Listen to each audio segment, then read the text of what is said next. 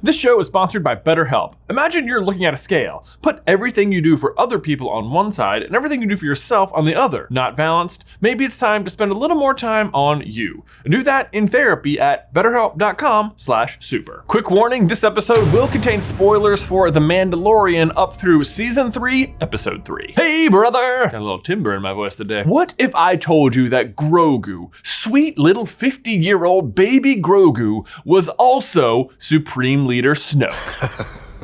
Sort of. Guys, it is one of my absolute favorite times of year. It's Mando season. I mean, it's never a bad time to be getting new episodes with Grogu and seeing him and the Mandalorian travel across the galaxy and fight monsters and heal century-old wounds between the Jedi and the Mandalorians. But as of the third episode of Season 3, which is the most recent episode as of recording this, I think we're starting to get a much clearer vision of the big picture. Like, what is the real reason for the show, if you will, which actually I think is like fivefold, but we'll get to them. Because here's the thing. Well, one of my absolute favorite things about the show is that it stands completely on its own and feels very disconnected from the rest of the Star Wars universe, minus a few bits of what I would call excellent fan service. I mean, who doesn't love to see Boba Fett or Ahsoka or Luke show up, right? And don't even get me started about the stormtroopers missing their rats from point blank range with those blasters. I mean, classic.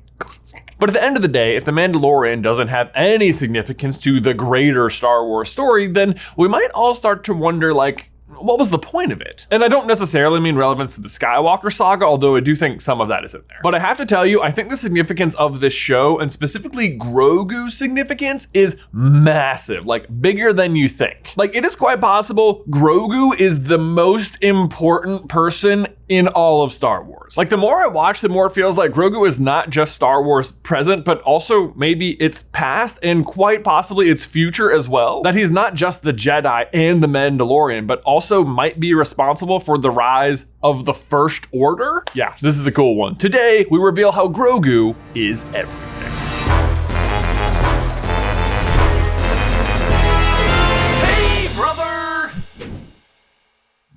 I think it goes without saying that Grogu is a perfect example of something we never knew we needed, but absolutely positively could not live without him. And look, I'm so cute, I love him so much. I mean, I've been so cautiously optimistic about the use of this character, but blown away how all of the cute stuff he does not get old.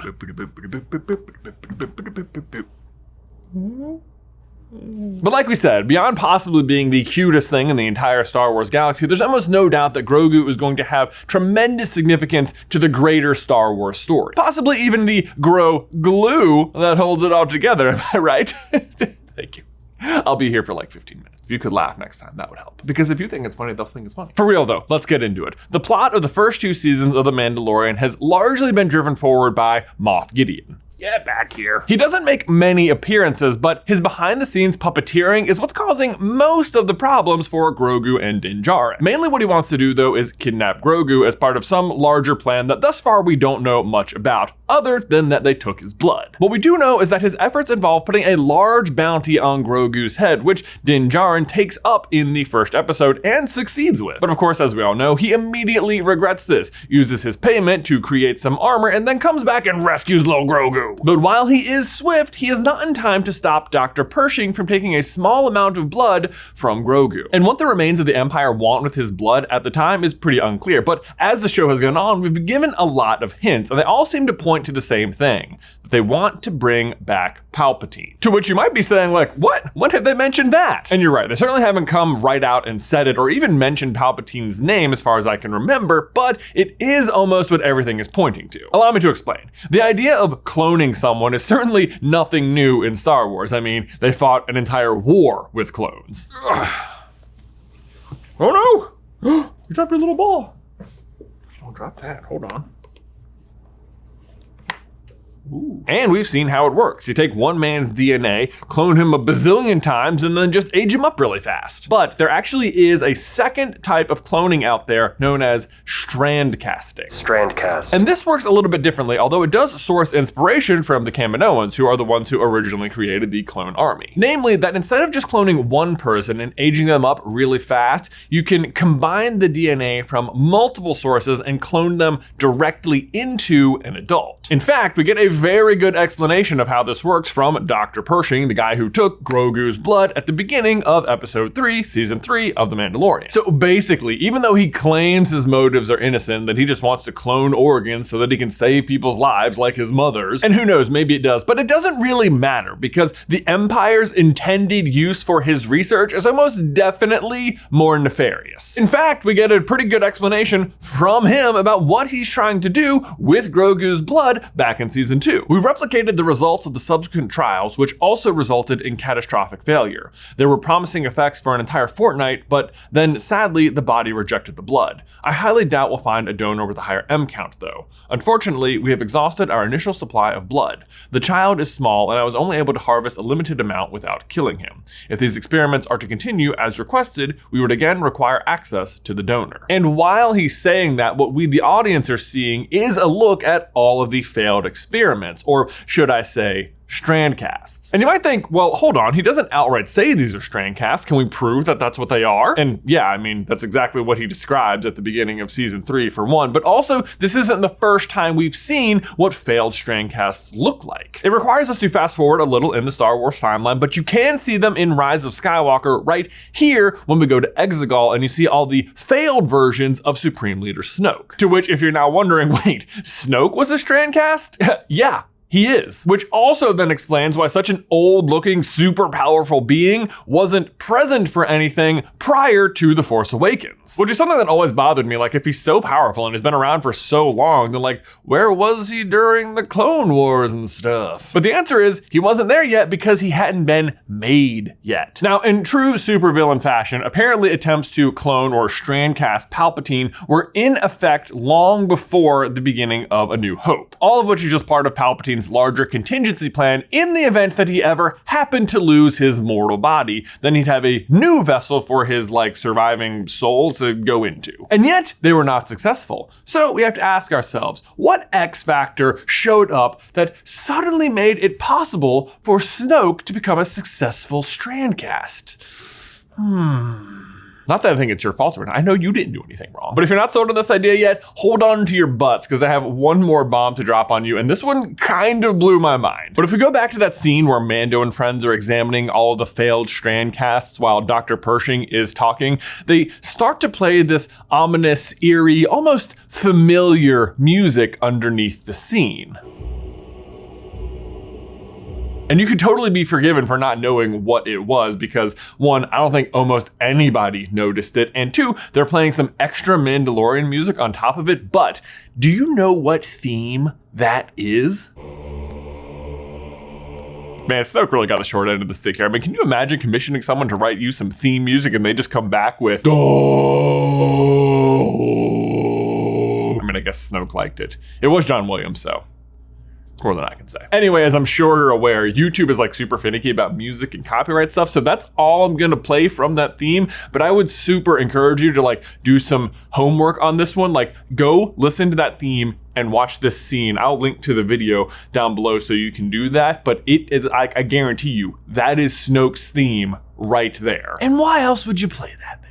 All right, guys, now we need to take a brief pause today about today's sponsor, Honey, the easy way to save money when you're shopping on your iPhone or computer. Who doesn't love a deal or a discount? Nobody. That's who. Especially when I find a deal online, like with a promo code or something, it is like you found money. It's like you hacked the system. And that is why Honey is so great, because it is basically a secret code machine. Every time you get to the checkout page and it's like, do you have a promo code right here? It'll just pop up, scour the entire internet for all the available codes, test them all, and then just apply the best one. Seriously, it is that easy. It's a free extension. You can add it to your Chrome browser, and when you're shopping, you'll get to the checkout page and it'll just like pop up for you and say, would you like Honey to search for coupons? You'll click yes, and then it will, and then you'll save money. You don't even have to remember to use it because it just pops up and then boom, you've saved money. And did I mention it's free? And I use it like all the time. Like the other day I was shopping for clothes online with the twins and I wasn't even expecting it, but then I went to check out and boom, 20% off, which if you have kids, you know, could be a big deal because it can be very frustrating to buy all these adorable little clothes and then you put your kids in them and then they grow right out of them and you got to buy more. And like, yes, we have hand-me-downs for the twins from their older brother, but there's only one of him and two of them. So like, they'll only have half the amount we need. And Honey doesn't just work on desktops. All you have to do is add it to Safari on your iPhone and boom, good to go. Seriously, if you don't have honey, you're just straight up missing out on savings for no reason at all. So you should definitely go ahead and download it. You're not only doing yourself a solid, but you're helping support this channel. Get PayPal honey for free at joinhoney.com/SuperCarlin. One more time, that's joinhoney.com/SuperCarlin. Add it to your browser. It's free. You save money. Link is in the description down below.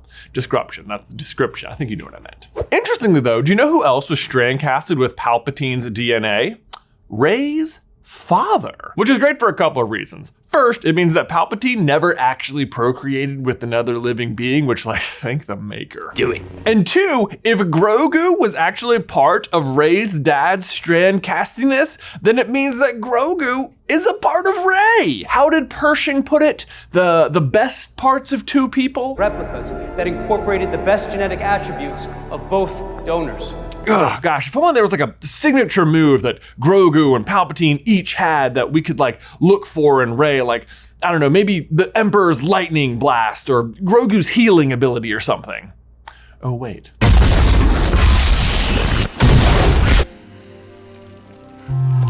Actually, fun fact, the first time Grogu healed someone on screen and then Rey healed someone on screen, like out here in the real world, like when that came out on Disney Plus versus came out in theaters, those were only 3 days apart. Coincidence? I don't think so either. And now before we continue, I do want to take 10 seconds to address some deep lore here because I can already hear some people's keyboards just clacking away in the comments. According to the Star Wars novel, Shadows of the Sith, Rey's father, Dathan, because yes, I guess we do know his name, I like to think it's short for Jonathan, is a 33-year-old in 21 ABY, meaning that he would have been born in 12 BBY, thus apparently disproving Grogu's involvement in strand casting Palpatine, because it means he would have been born before the Empire had access to Grogu's blood here. But honestly, I think that's bad, or at least unreliable math, because all the strand casts we see are of full-grown adults. Pershing even says they looked great for 2 weeks before things went south. There were promising effects for an entire fortnight, but then sadly, the body rejected the blood. Meaning that only 2 weeks after being strand cast, they already looked like adults, right? So it makes more sense to me that Rey's dad was strand cast as a 33-year-old, not that he was alive for 33 years. Does that make sense? That's a serious question. I mean, we're talking about brand new cloning technology here. If you strand cast a 33-year-old, does that make you a 1-year-old or a 33-year-old or a 1-year-old, 33-year-old? God, this is confusing. I was born yesterday. But look, confusing clone math aside, here's what it comes down to. The Mandalorian is taking place during when the First Order would be being formed. And in The Mandalorian, we know that the Empire is trying to make a strand cast of Grogu, and there's only 2 important strand casts that we know of. One of them is Snoke, and the other one is Rey's father, who of course goes on to have Rey, who then shares an incredibly unique ability with Grogu. It's just math. And not the confusing clone kind. And what's cool here is that it makes Grogu really important to the greater Star Wars story by way of blood, but also leaves room for him to be really important in his own right. For example, another thing we know from The Mandalorian is that long ago there was someone known as Mandalore the Great, and according to the armorer, he waged war against the Jedi, and according to the plaque next to the living waters down under Mandalore, he also tamed and rode a mythosaur. Now, not for nothing, but if you ask me, there's an awful lot of vagueness around the name Mandalore the Great and who this ancient Mandalorian actually was. But at the same time, there's really only one other ancient Mandalorian who seems to be of any significance at all, especially as it relates to this story, and that is Tar Vizsla, the first Mandalorian to ever join the Jedi Order and the one who created the Darksaber, who then, just like Mandalore the Great, went on to rule Mandalore. Which is weird though, right? Because it doesn't seem very Jedi to allow one of their members to just go rule an entire planet, does it? Then you also have to consider that Mandalorian armor and all of their different weaponry is specifically designed to help fight the Jedi. Beskar is even like one of the only metals that can withstand a lightsaber. So my theory is that Tar Vizsla was just also Mandalore the Great, and he used all of his knowledge of how the Jedi worked and what kind of powers they had to help craft Mandalorian armor, and then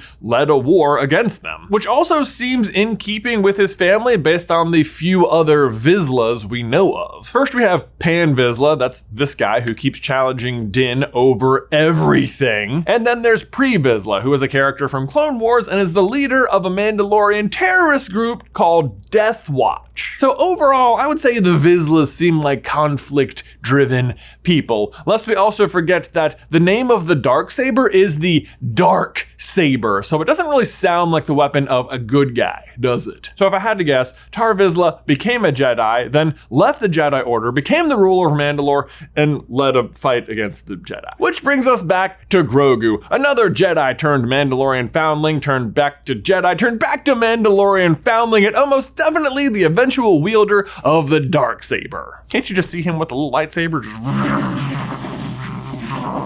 But how perfect would that be? Where a millennia ago, Tar Vizsla started a conflict between these two groups, and now in the present, Grogu will be the one to put an end to it. Thus far, he's already trained at the Jedi Temple, and with Ahsoka, and with Luke, who actually offered him a choice between Jedi or Mandalorian, and Grogu, of course, chose Mandalorian. But at the end of the day, I don't think the answer is going to be choosing between the two. It's going to be creating harmony between the two. And Grogu is going to personally be the symbol of that harmony. Of course, where that leaves him and Din Djarin during the times of the First Order and like the sequel trilogy, I suppose that's still unknown. But really, it doesn't matter, because at the moment, Grogu's just a wee child of 50 years old, and we know, thanks to other members of his species like Yoda, that they can live to be over 900. Thus, Grogu is poised to usher in a new millennia of peace between the Jedi and Mandalorians. You could easily fast forward the story like 500 years and have Grogu be the central character, and he would still just be middle-aged. I mean, think how formidable he is now as almost a baby. How crazy is he gonna be as a fully trained Mandalorian / Jedi who's like in his prime? But that is why Grogu is the most important person in the Star Wars galaxy. Like you needed anyone to tell us that though, did we? I don't think so. I don't think so. Guys, thanks as always for watching today's video. Don't forget to leave a like on it if you haven't already, and subscribe so you don't miss any future Star Wars action from us. If you want to see what each different lightsaber color means, you can check out this video right here. But otherwise, until next time, then I will see you in another life, brother.